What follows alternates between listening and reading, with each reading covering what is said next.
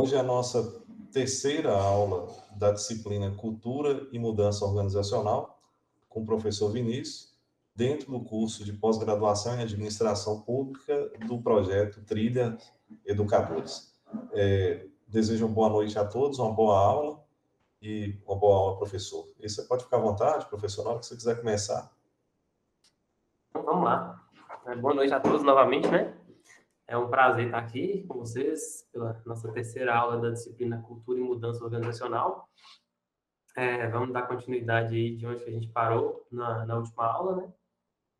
Na última aula nós falamos um pouquinho da questão da cultura brasileira, cultura nas organizações públicas, um processo histórico de como que foi essa questão da montagem, né, da cultura brasileira e da chegada dessa cultura até as organizações públicas, as transformações que essas organizações vêm sofrendo, aquela questão da origem do patrimonialismo e toda aquela questão da burocracia que é enraizada nas organizações públicas. Então, foi tudo que a gente falou na aula passada. E aí, na aula de hoje, a gente vai falar um pouquinho sobre o tema da mudança organizacional, né? Mudança e resistência à mudança na administração pública. Então, para chegar nisso, a gente vai contextualizar um pouquinho esse processo de mudança, como funciona, o que é a mudança. Então, basicamente, né, a mudança é uma constante na vida da organização, seja nas organizações públicas, seja nas organizações privadas. Independente do tamanho, do setor, do ramo de atividade, toda organização ela tem que se adaptar às mudanças, né, do ambiente externo, interno, e de tudo que rodeia essa organização. Só que, no entanto, as mudanças organizacionais, elas nem sempre são bem-vindas. Muitas vezes elas enfrentam a resistência à mudança por parte dos membros da organização. E essa resistência ela pode surgir de diversas fontes, diversas formas, né? Como, por exemplo, um medo do desconhecido. Às vezes a pessoa, né, tem receio do que ela vai enfrentar, do que ela vai ver dentro desse processo de mudança. Ou então uma questão de perda de status, a pessoa às vezes tem um certo status, uma certa função na organização e tem receio de que pode perder esse tipo de status. A insegurança em relação ao futuro, então a gente sempre tem essa certa insegurança com mudança, com o que vai acontecer no futuro. A falta de habilidades ou de recursos necessários para implementar a mudança na organização, então também gera insegurança nos colaboradores. Então, entender e gerenciar essa resistência à mudança, né, esse processo de resistência dentro da organização, por parte dos colaboradores, é essencial para garantir que um processo de mudança organizacional seja bem sucedido, né, que a organização consiga realmente implementar uma mudança dentro da organização. E é nessa perspectiva que é importante entender quais são os principais fatores que vão influenciar a cultura organizacional e a mudança organizacional no setor público, bem como estratégias e formas de lidar com essas resistências e esse processo de resistência à mudança nas organizações públicas. Então, é sobre esse contexto, sobre isso que nós vamos tratar nessa aula. E aí, mudança e resistência cultural, né? Robbins, no seu livro de 1999, ele destaca que a capacidade de adaptação e mudança é fundamental para a sobrevivência e sucesso de uma organização no longo prazo. Então, de novo, né, a capacidade de adaptação à mudança é fundamental para a sobrevivência e sucesso da organização no longo prazo. Então, Robbins ele argumenta que o quê? Em um ambiente que é cada vez mais complexo, mais dinâmico, as empresas que não conseguem se adaptar e mudar rapidamente, elas correm o risco de ficar para trás em relação aos concorrentes. Isso falando, né, em uma questão de ambiente privado. Além disso, Robbins também enfatiza que a capacidade de mudança não deve ser vista como uma habilidade estática, mas sim como um processo contínuo e que deve ser desenvolvido e aprimorado ao longo do tempo. Então, uma mudança não é uma coisa que vai ser feita um processo de mudança hoje, pronto, acabou, não. A mudança tem que estar sempre sendo desenvolvida, sempre sendo aprimorada ao longo do tempo na organização. Robbins ainda fala que as organizações precisam sempre monitorar e avaliar o seu desempenho, identificar as áreas que precisam de mudanças e implementar ações corretivas de forma rápida e eficaz. Então, quando se propõe uma mudança, é preciso avaliar como está sendo esse processo de mudança. Ele aconteceu de forma efetiva? Ele realmente aconteceu? ele tem que ser monitorado, tem que ser identificado o que precisa ser corrigido dentro desse processo para que ele seja aplicado de maneira mais rápida e mais eficaz.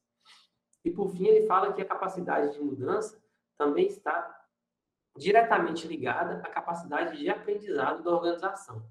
Então, as empresas que são capazes de aprender com seus erros e experiências passadas e que utilizam essas lições para melhorar os processos e as estratégias futuras, elas têm uma vantagem competitiva significativa em relação a empresas que não possuem essa capacidade. Então, é importante a empresa saber, realmente, olhar para o passado, olhar para experiências passadas, para poder planejar e saber como lidar em situações futuras.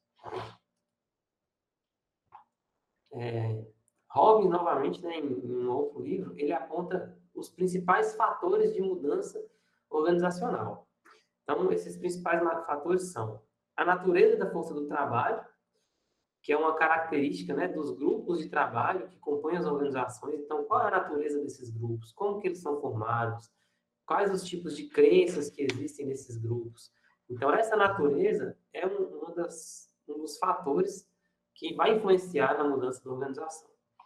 Além disso, a tecnologia, que no caso envolve todos os processos, né, da organização, a estrutura, o que a organização possui, também é um fator que vai influenciar nas mudanças organizacionais. Os choques econômicos, que estão relacionados a fatores externos à organização, né, a questão da economia mesmo, que pode vir a influenciar na organização. As tendências sociais, que também são fatores externos, então a gente pode pensar em questões sociais do mundo mesmo, questão política, guerras, problemas que acontecem aí na sociedade todo dia, nas notícias, eventos esportivos, como por exemplo a Copa do Mundo, tudo isso são fatores que podem ter algum impacto, né, na questão da mudança na organização. Além disso, tem política internacional, também deve ser considerado como um fator de mudança, novamente um fator externo, né? Querendo ou não, tudo que acontece no mundo globalizado que a gente vive, vai reverberar na organização. E, por fim, as exigências da própria sociedade. Então, como é uma sociedade que se transforma e as organizações elas precisam se adaptar e mudar para essa nova realidade, elas têm que atender aos anseios dessa sociedade, né? Que é o principal. A maioria das organizações elas existem para atender as necessidades das pessoas. Então, se a sociedade tem uma certa demanda, uma certa necessidade, as organizações têm que estar aptas a atender essas demandas. Então, esses são os principais fatores de mudança nas organizações. E aí, o que mudar nas organizações, né? Nas organizações existem algumas coisas que podem ser mudadas. Então, essas coisas são as pessoas, a tecnologia e a estrutura. Então, dentro das pessoas, o que a gente pode mudar? A gente pode mudar o perfil de liderança, pode mudar a forma como as pessoas se comunicam, as atitudes das pessoas. Então, a gente pode tentar mudar o comportamento, algo relacionado a como as pessoas agem na organização, como as pessoas veem a organização.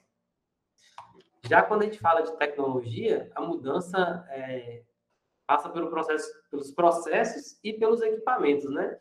Então, realmente, é como a organização trabalha, quais são os seus processos, seus procedimentos, seus fluxos de trabalho, e quais os equipamentos, qual o tipo de tecnologia que existe nessa organização, equipamentos, computadores, ferramentas, enfim, a parte tecnológica. E, por fim, a questão da estrutura. Então, quando a gente fala de mudança de estrutura, né, a gente está pensando nas políticas e nos procedimentos da organização. Então, são as normas internas, a estrutura organizacional dessa organização, os regulamentos, os regimentos, enfim, toda a parte de estrutura que estrutura essa organização. E aí, esses três fatores, eles devem permanecer em constante mudança, né, e interação. E aí, o objetivo é atingir o centro, né, que é o cerne do processo, que é a eficiência da organização. Então, quando a organização consegue entregar serviços e produtos com menos esforços e com menos recurso dentro de um tempo que o cliente, ou no caso, organizações públicas, né, o cidadão, ele espera, essa organização está sendo mais eficiente, mais efetiva. Então, ao alinhar esses três fatores, a organização consegue se tornar mais eficiente e chegar no centro, que é o objetivo final.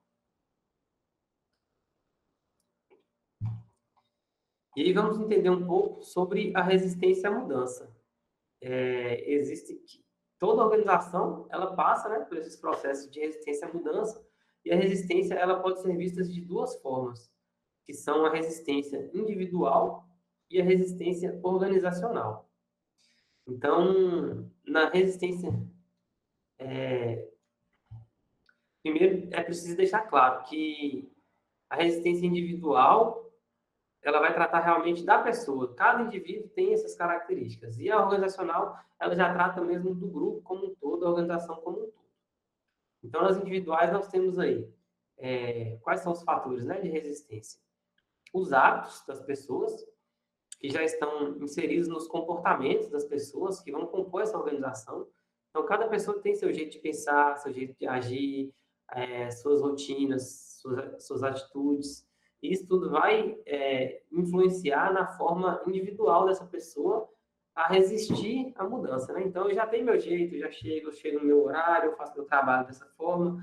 Então, meus hábitos vão me condicionar a ter uma resistência ao novo, uma resistência à mudança. Outra questão é a questão da segurança. Ou seja, quanto essa mudança interfere no grau de segurança na organização. O que eu vou ganhar com essa mudança ou o que eu posso perder com essa mudança. Então, uma das necessidades básicas das pessoas é essa questão de segurança, né? Não só no sentido de segurança mesmo, de vigilância, enfim, mas a segurança no meu trabalho, eu tenho essa segurança de ter meu lugar de trabalho, de saber que eu vou chegar e minha mesa vai estar ali, meu computador vai estar ali, então eu vou ter meu lugar de trabalhar.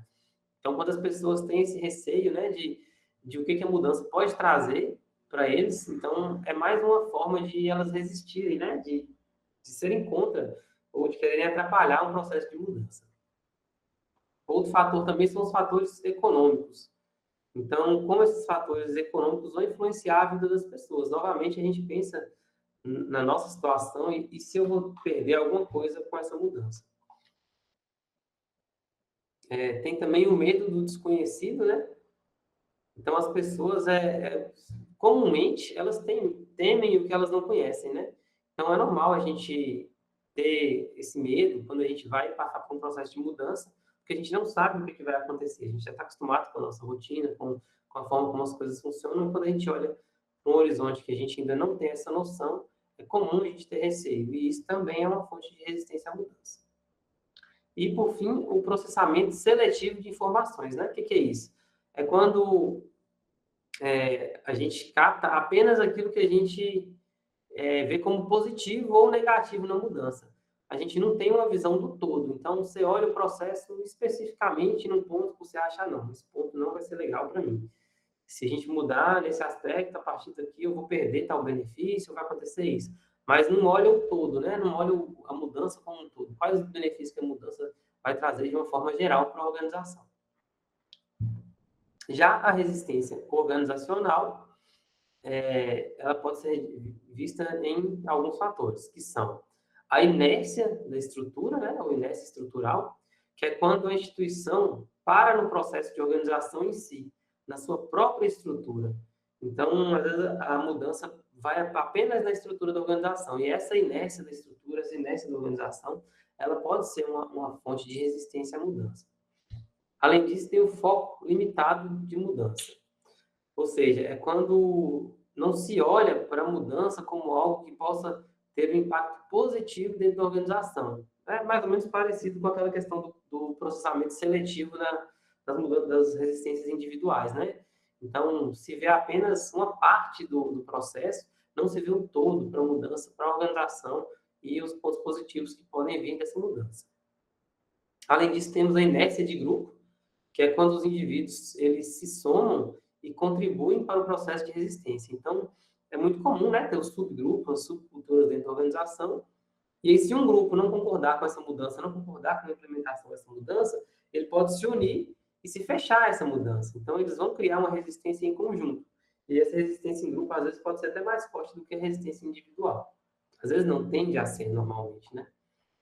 Além disso, tem a ameaça à especialização, que é quando determinados procedimentos e especialidades que já estão postos, né, por exemplo, um departamento específico que lida com determinadas situações, ele precisa passar por um processo de mudança e às vezes ele vai até deixar de existir ou existir de uma forma diferente. Então, essa especialização ela vai mudar. E aí vai gerar também certas resistências, porque às vezes as pessoas pensam, por que mudar algo que já está funcionando, algo que já está dando certo? Então, para que mudar? Às vezes muda-se um processo como um todo para atingir a eficiência. Além disso, tem a ameaça às relações de poder estabelecidas. Então, toda organização ela já tem suas relações próprias de poder.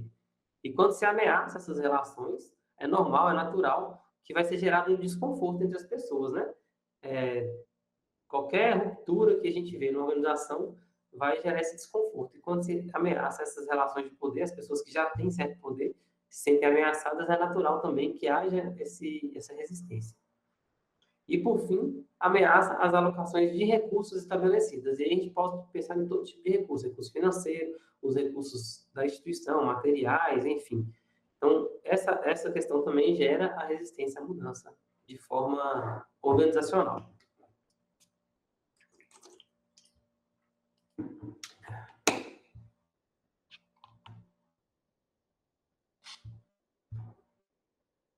E aí, qual que é o contexto das organizações brasileiras em relação às mudanças organizacionais, né? Como criar estruturas organizacionais mais enxutas?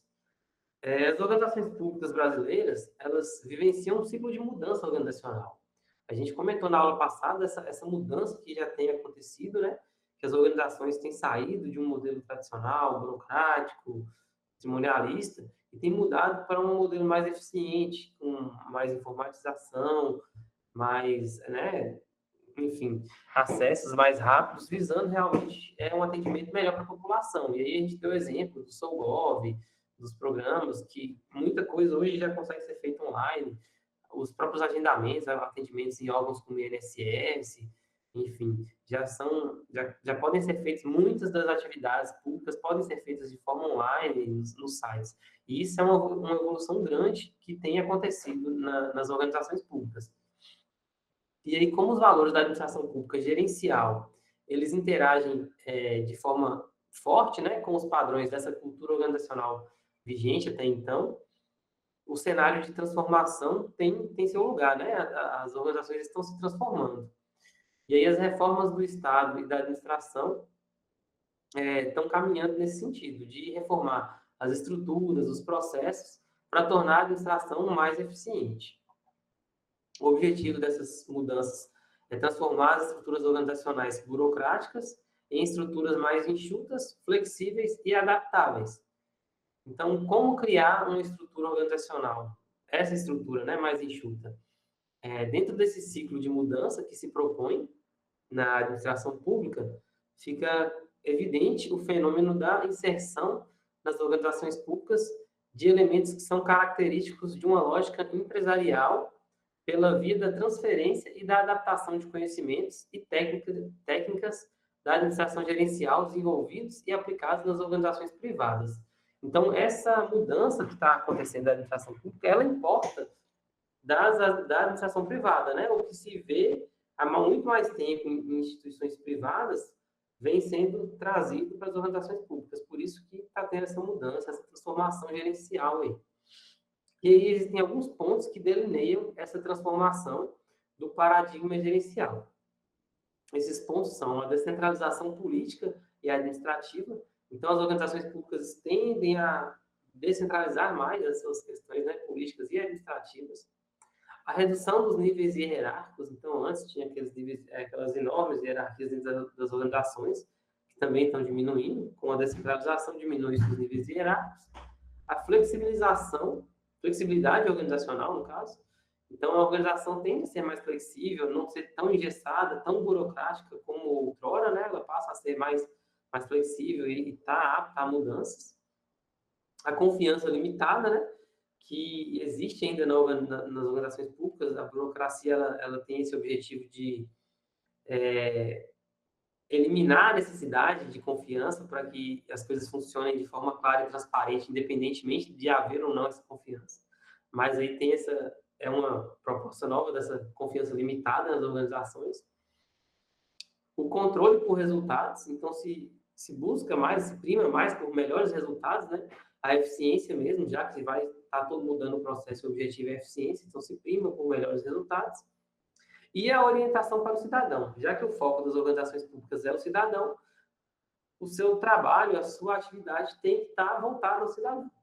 Então, uma forma de atender melhor o cidadão é exatamente isso: ser mais eficiente, ser mais transparente, ser mais ágil. Com isso, se atende mais o cidadão, se atende melhor o cidadão.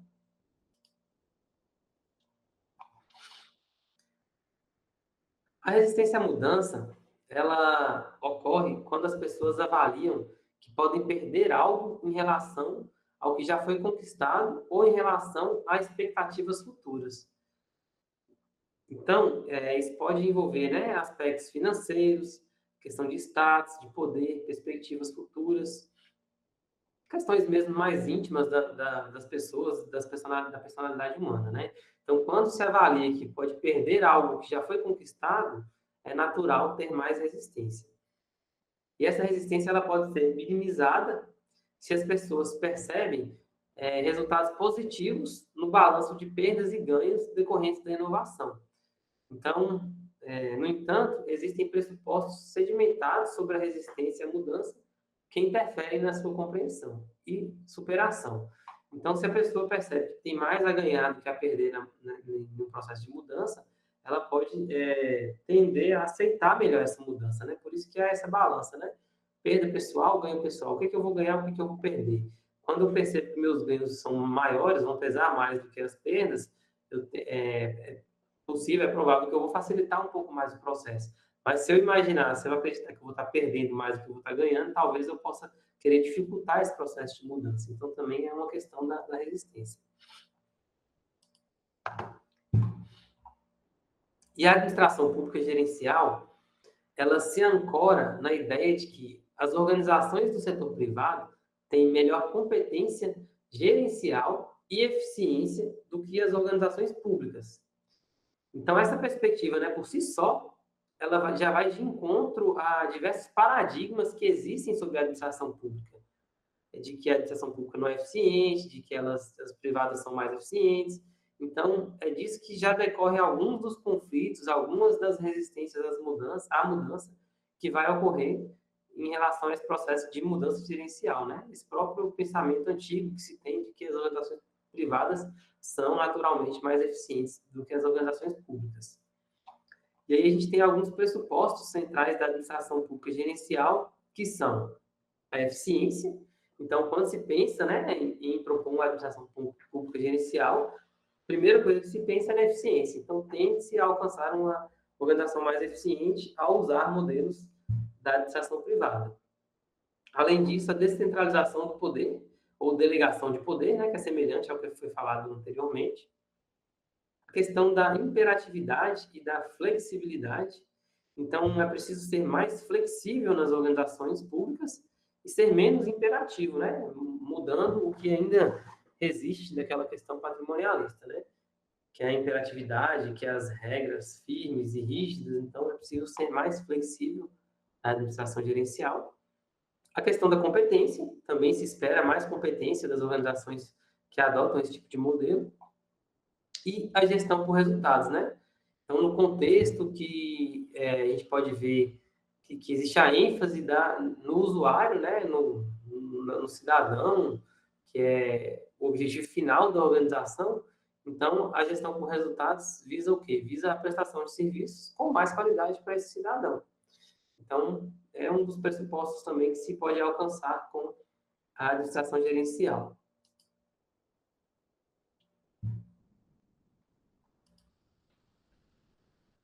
Opa, fechou aqui, só a conexão do computador caiu, que só normalmente eu vou reconectar.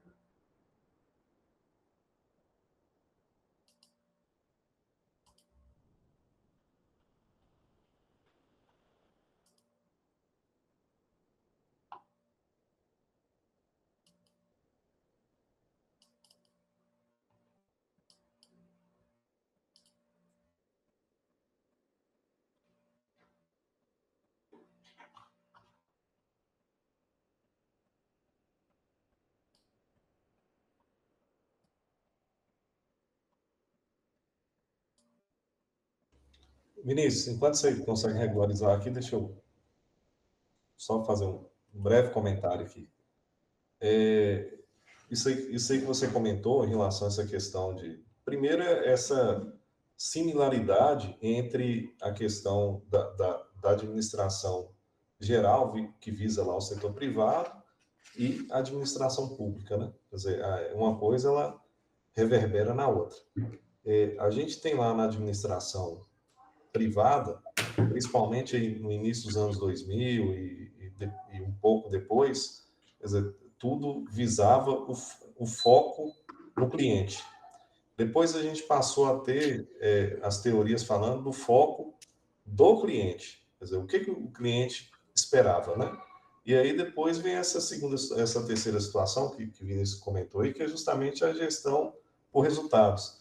Então a gente tem também isso lá dentro da administração, no âmbito privado, essa gestão por resultados, gestão por processo e tal. Isso não é abandonado de forma definitiva, não. A cada movimento desse que tem dentro da teoria da administração, isso vai agregando valores, isso tem impacto na cultura das organizações e força essa mudança na cultura organizacional.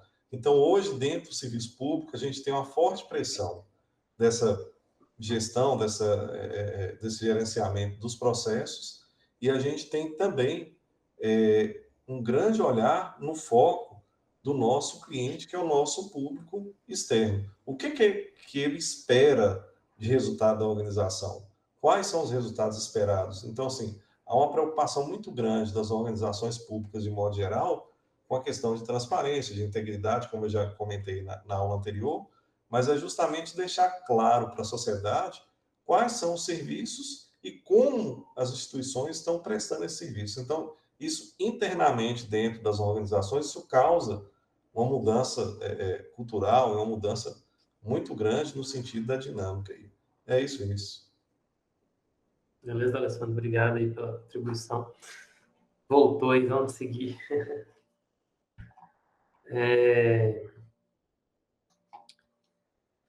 Então, só pegando aqui, a gente falou, né, da questão da resistência, da gestão por resultados, certo? E aí, seguindo,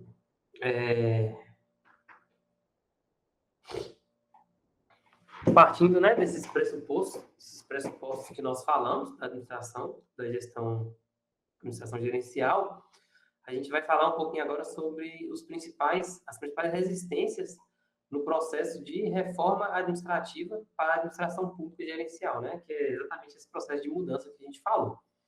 Então, as principais resistências são a questão da influência do fator político partidário, que é uma herança, né, da mudança da administração pública na perspectiva política, aquela questão, novamente, do patrimonialismo, do clientelismo. Então, essa influência vai gerar uma certa resistência nas organizações, principalmente em organizações como prefeituras, em que a política é mais intensa. Agentes externos à organização, que são avessos à perda de espaço político, possibilidade de designar pessoas para cargos comissionados também, essa mesma coisa, né? Quando se muda a gestão dentro de uma organização pública, existem aqueles cargos de confiança e essa pessoa perde, né, essas possibilidades de designar pessoas de confiança. Isso é um ponto que para ela é extremamente negativo, porque ela perde um certo poder que ela tem. Então, também vai gerar resistência nesse sentido. E o viés patrimonialista da administração pública brasileira, né, que também já falamos extensamente nas nossas aulas. Então, esses três fatores, eles representam as principais resistências que a reforma administrativa vão ter para não avançar nas organizações públicas. E, nesse caso, para que o poder da administração pública gerencial possa ser implementado na administração pública brasileira, é preciso conseguir suplantar, né, contornar esses problemas, esses pontos de resistência. E aí, qualquer mudança vivenciada em nossa vida, ela vai gerar certa resistência, e este pode ser tanto um fator positivo quanto negativo. E aí, segundo Schuh, 2005, os aspectos positivos eles podem ser alocados em 7 categorias. E aí nós vamos falar um pouquinho de cada uma dessas categorias que podem ser vistas como aspectos positivos na resistência à mudança. Então, primeiro, é a contribuição para a identificação e tratamento de lacunas.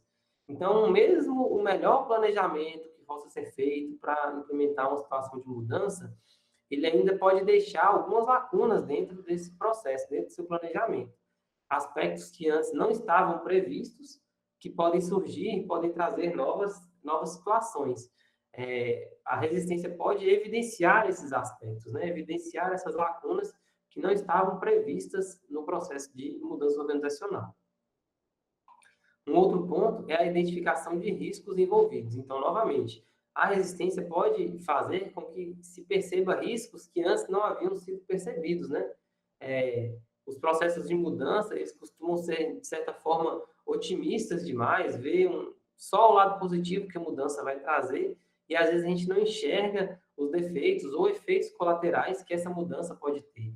Então, a resistência, às vezes, ela vai minimizar um pouco esse otimismo que se tem e vai trazer à tona questões que estavam passando despercebidas e que podem não ser tão positivas no processo de mudança. Além disso, temos o estímulo à reflexão e discussão, né?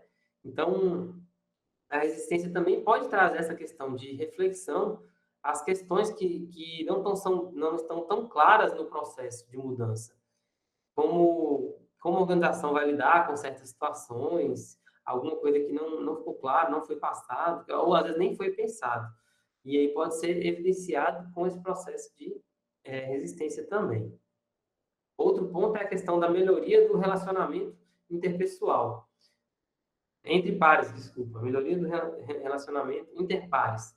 Então, esse processo de resistência, novamente, ele pode trazer uma comunhão de pensamentos, né? Um alinhamento entre as formas do grupo pensar, do grupo agir, e com isso vai trazer até uma certa união, vai fortalecer os grupos dentro da organização. E isso pode fazer com que esses grupos se tornem mais unidos, mais coesos e tendem a trabalhar melhor dentro da organização. Então, também é um ponto que pode ser positivo nesse processo. Além disso, o aperfeiçoamento do processo de comunicação.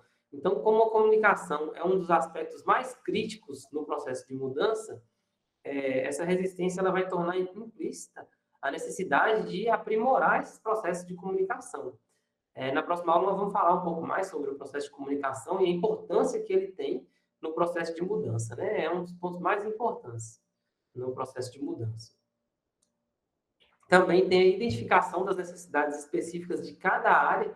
Então, a resistência ela pode servir como uma forma de alertar a gestão da organização sobre certas demandas que não estavam claras, de algumas áreas da organização, por exemplo, que estavam esquecidas, né? Então, ela vai identificar necessidades que não foram percebidas a partir também de alguns processos de resistência.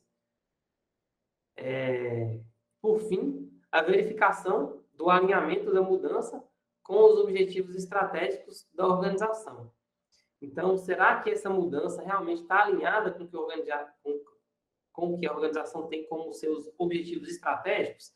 Ela vai realmente auxiliar a organização a alcançar esses objetivos? Então, a resistência também pode ajudar a evidenciar esse ponto. Então, essas categorias, né, apresentadas, elas ajudam a refletir um pouco sobre a mudança. Elas mostram que é importante envolver as pessoas no processo de melhoria, né? Legitimar os processos de mudança, porque sem o envolvimento das pessoas, sem o envolvimento dos colaboradores, o processo tende a ter muito mais dificuldades para ser implementado. E aí, esse processo de envolvimento dá para tirar algo positivo, mesmo com a resistência, você consegue tirar esses pontos positivos aí no processo. E aí, por fim, a gente tem algumas técnicas para enfrentar a resistência à mudança, né? Como enfrentar essa resistência à mudança dentro das organizações. Então, uma primeira técnica é a questão da educação e comunicação. Então, uma comunicação com funcionários para ajudá-los a entender a lógica da mudança. É realmente mostrar para o funcionário o que é que vai mudar, por que vai mudar, qual que é a lógica que se pensou na organização ao propor uma mudança. E não simplesmente falar, vamos mudar porque é melhor e ponto. Não, comunicar realmente quais os objetivos, de onde que surgiu essa demanda, e aí sim envolver os colaboradores, né? deixar claro para eles o porquê da mudança. E aí vem o próximo ponto, que já é ligado a essa questão da comunicação, que é a participação. Então, antes de começar a mudança, deve-se se inserir no processo decisório aqueles que se opõem a ele. Então, juntando, né, essas duas primeiras, tendo um processo de comunicação melhor, a organização deve buscar quem? Aquelas pessoas que têm mais oposição, mais resistência à mudança, e tentar trazer essas pessoas para o lado da mudança, ou seja, conscientizar, comunicar e esclarecer com essas pessoas os reais objetivos e os reais ganhos que se espera com a mudança, e aí, com isso, tentar conseguir trazer essa pessoa para o seu lado, ou seja, ter mais um aliado na estratégia de mudança, onde antes era um maior ponto de resistência. Outra tática, né, é o apoio e o comprometimento. Então, oferecer apoio aos colaboradores, como, por exemplo, aconselhamentos, terapias, treinamentos, licenças não remuneradas. Então, dar suporte realmente para o processo de mudança acontecer na organização. Então, tem que ter um bom treinamento, explicar direitinho, né? Novamente, volta aí na questão da comunicação, explicar direitinho, treinar a pessoa para o processo que ela vai enfrentar. E com isso também se contornar um pouco da resistência. Outro ponto é desenvolver relações positivas. Então, estabelecer uma relação de confiança entre os agentes responsáveis pela implementação das mudanças com os funcionários. Então, tentar realmente ter um ambiente positivo, um ambiente receptivo dentro da organização, para que haja uma boa relação, né, entre quem vai implementar a mudança e as pessoas que precisam comprar essa ideia. E se as pessoas não comprarem uma ideia de mudança, realmente se torna muito mais difícil implementar uma mudança dentro da organização.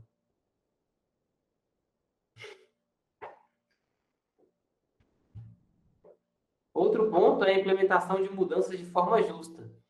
Então, assegurar que as mudanças sejam implementadas de forma justa, com clareza e transparência na organização, né? Então, tem que deixar claro o que está se propondo mudar, quais são os critérios adotados para essa mudança, enfim. Além disso, temos a questão da manipulação e cooptação, ou seja, promover tentativas de influências disfarçadas e cooptar líderes dos grupos formais ou informais de residência, né? Então, novamente, é como se fosse aliciar, trazer para o seu lado essas pessoas, trazer as resistências para o lado da mudança. E aí, como? De formas distintas para tentar convencer essas pessoas a ajudar e não resistir à mudança. E, por fim, selecionar pessoas que aceitem mudanças. Aí é um processo que já é mais complexo, que vem desde o início, quando se seleciona pessoas, principalmente em empresas privadas, para ingressar na organização, ou seleciona-se líderes dentro das organizações, e essas pessoas já sejam pessoas mais flexíveis e mais propensas a mudanças. E a última tática, que é a menos desejável, que não se espera ter que usar, né, mas que existe, a gente precisa falar, é a questão da coerção, né, que é fazer uso de ameaças diretas ou indiretas, de forças, enfim, sobre os resistentes. Então, é a menos desejável, mas, como a colega colocou aqui, eu vi rapidamente, professor, essas táticas seriam ótimas, mas nós sabemos que as mudanças são, por vezes, impostas pelas superintendências regionais, e não há muito o que fazer, né? Então, o último caso seria esse, né? Impor as mudanças. Não é o desejável, não é o que a gente espera. Como colaboradores, acredito que vocês não ficam satisfeitos quando essas regras são impostas, quando essas mudanças são impostas. Por isso que é importante passar por todos os processos. Quem está na gestão deve tentar buscar esse processo, né? Então, a gente, enquanto especialistas em gestão pública, que é o que a gente está buscando, em administração pública, a gente tem que pensar nessas formas de tentar trazer essas mudanças e evitar essa insatisfação que a colega deixou subentender quando ela trouxe o seu relato, né? Então, por isso que esse é o nosso papel, enquanto gestor público, tentar trazer esse tipo de estratégia para minimizar essa resistência.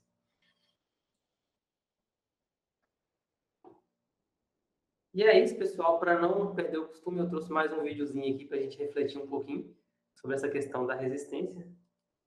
Olá, eu separei para você uma Essa fala aqui que não é importante, não.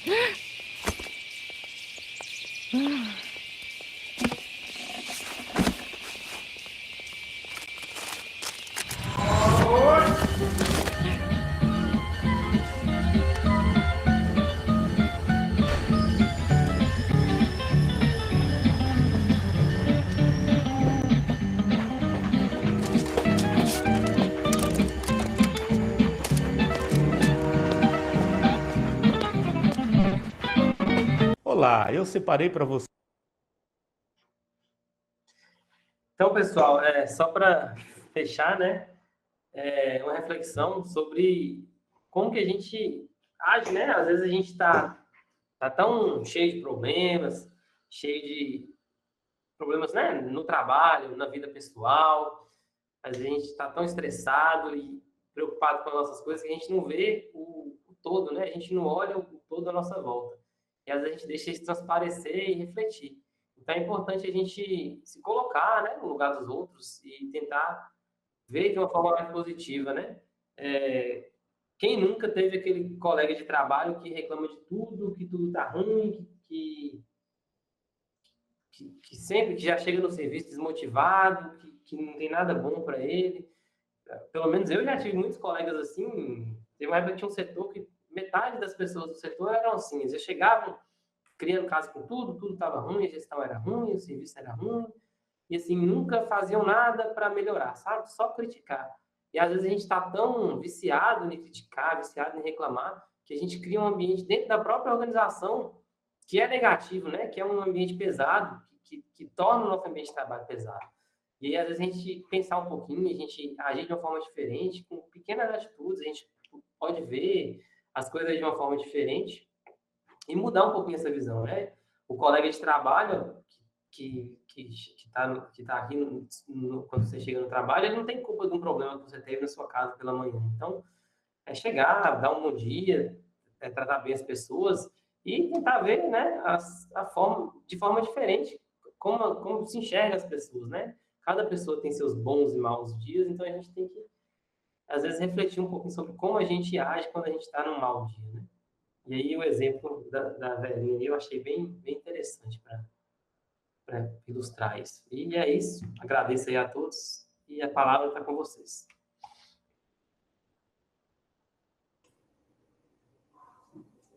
Bom, como sempre a nossa dinâmica, agora a gente abre aí para os alunos, né, participarem e tal. A gente tem várias participações aí no chat aí, né, Vinícius? Que esse assunto é sempre bastante polêmico, A realmente, pimentinha. né?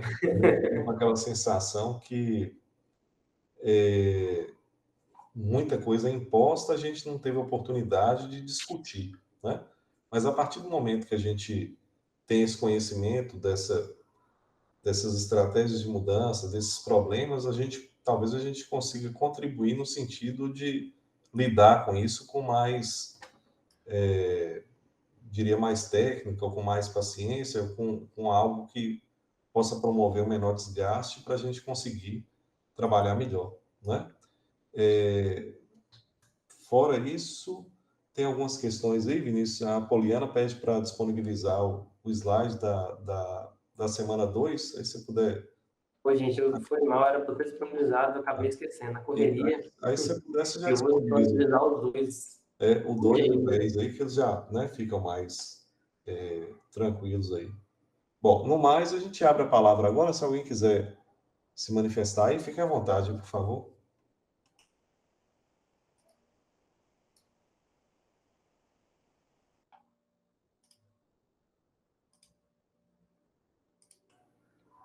Caso contrário, a gente vai caminhando aqui para o encerramento. A Juliana colocou uma participação aí, que é trabalhar com alegria no máximo que for possível, né?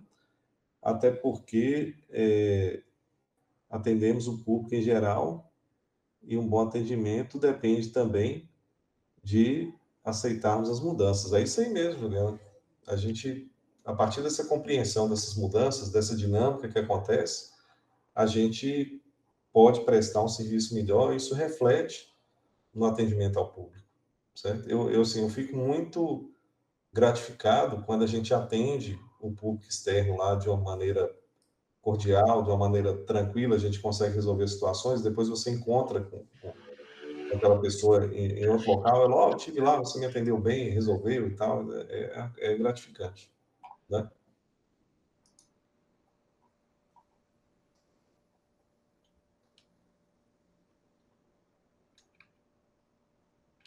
Isso, a questão da empatia também, quer dizer, lembrar que nós somos servidores, né, públicos, então a nossa missão é realmente servir ao público. Muito bem lembrado aí, Leonardo, aliás. Bom, são 7 horas e 53 minutos. A Poliana comenta aí que esse vídeo mostra, né, muitas vezes no ambiente de trabalho, quando a gente vê esse tipo de vídeo, a gente lembra, né, de algumas pessoas que agem dessa maneira, né? Então, serve para a gente refletir realmente, né? Bom, é isso. A gente está chegando aqui ao final do nosso tempo aqui. E agradecer ao professor Vinícius aí por mais essa aula, tá? Agradecer a todos vocês que estão conosco aqui até esse momento. Amanhã a gente vai estar disponibilizando a gravação desse webinar de hoje, para quem não pôde assistir ou quem quiser revisitar a aula. E os slides vão estar colocados lá. Vou colocar agora, pessoal. Lá na sala lá para disponibilizar para vocês. A gente lembra aí, quem não assinou a lista de presença, por favor, assine a lista. O link está lá na sala virtual, se alguém tiver perdido aqui o time aqui, vai estar lá disponível também até amanhã, tá? E a gente tem a questão da atividade aplicada, que já está disponível lá na sala, está disponível inclusive o lugar de postar. Se tiverem alguma dúvida, estou à disposição. Tem um plantão na quinta-feira que a gente pode estar dando uma ajuda em relação a isso, tá? No mais, uma boa noite a todos e obrigado mais uma vez. Valeu, pessoal. Boa noite a todos aí. Boa semana para vocês. Boa noite, pessoal. Boa